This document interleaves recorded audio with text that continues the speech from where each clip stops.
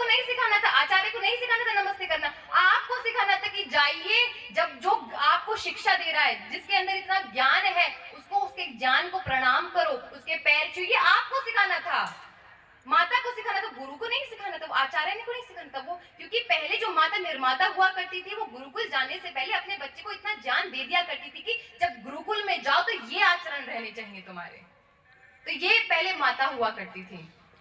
तो मैं इसी बारे में बात कर रही थी कि आज फिर माताओं को दोबारा से निर्माता बनना पड़ेगा, क्योंकि फिर अगर वो 10, 12, 13, 14, 15 साल की बच्ची अगर लव जिहाद के चक्कर में फंसती है तो गलती उसकी नहीं है, गलती आपकी है।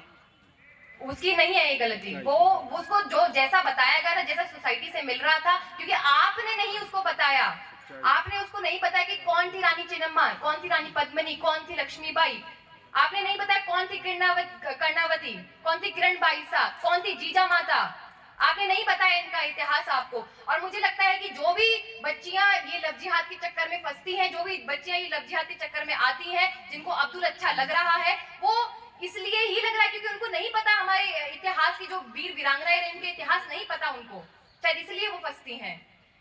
एक काल ऐसा आया था बीच में जहां स्त्रियों को शिक्षा से दूर कर दिया गया, उनको बोला गया कि ये नहीं पढ़ना है तुम्हें, यज्ञोपवीत नहीं लेना है, शास्त्र नहीं पढ़ना है, वेद नहीं पढ़ने हैं, अगर वेद पढ़ भी लिए तो हाथ काट दिए जाएं, कान में खोलता हुआ तेल डाल दिया जाए।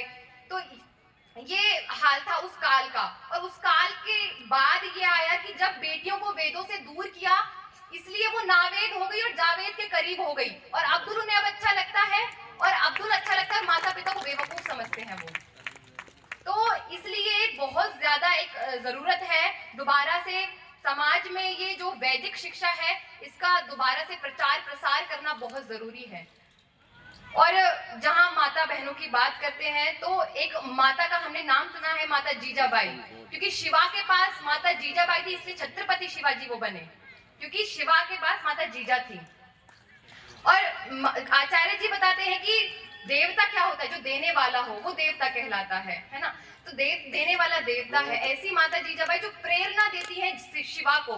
एक 10 वर्ष का बच्चा शिवा, जिसको जो खेल कर घर आया और माता से कहता है कि माता मुझे भूख लगी है, मुझे खाना दे दो, तो वो 10 वर्ष का बच्चा जब खाना मांगता है माता से, तो माता क्या कहती है कि बहुत हो गया, अब जाकर तुम्हें बहुत हो गया ये खेलकूद, खड़े हो और तुम्हें अब कुछ करना होगा, इस देश के लिए कुछ करना होगा, और जाओ शिवा उस किले को जीत कर लेकर आओ। वो 10 वर्ष का बच्चा जाता है, अपने साथियों से कहता है कि माता ने कहा है कि उस किले को जीतना है। तो वो 10 वर्ष का, तो उसके जो साथियों थे 10-11 वर्ष के ही होते हैं, वो कहते हैं कैसी बात कर रहा है, क्या मजाक कर रहा है, ऐसा थोड़ी होता है, हम छोटे छोटे बालक हैं, अभी कैसे हम उसको जीत लेंगे किले को। तो कहता है खाना तभी मिलेगा मुझे जब मैं उस किले को जीत लूंगा।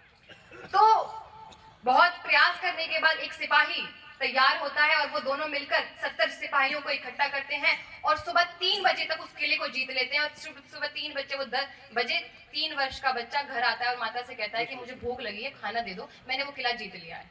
वो छत्रपति शिवाजी, वो प्रेरणा करने वाली माता थी, माता जीजाबाई, जिन्होंने शिवा को इतने कष्ट दिए। ऐसा नहीं कि कोमलता से पाला था, बहुत ज्यादा उनको हाथ में तलवार दी थी बचपन में कि अब चलाना सीखो। वो प्रेरणा करने वाली माता। यहाँ देवता हमारे उनको पत्थरों को नहीं कहा जाता, यहाँ देवता कहा जाता है तो देने वाला हो, ज्ञान देने वाला, जो प्रेरणा देने वाला, जो कुछ देने वाला हो, जो आपका विकास करे, वो देवता कहलाता है हमारे यहाँ पे। तो ये देवता की सही परिभाषा हमें सीखनी होगी। और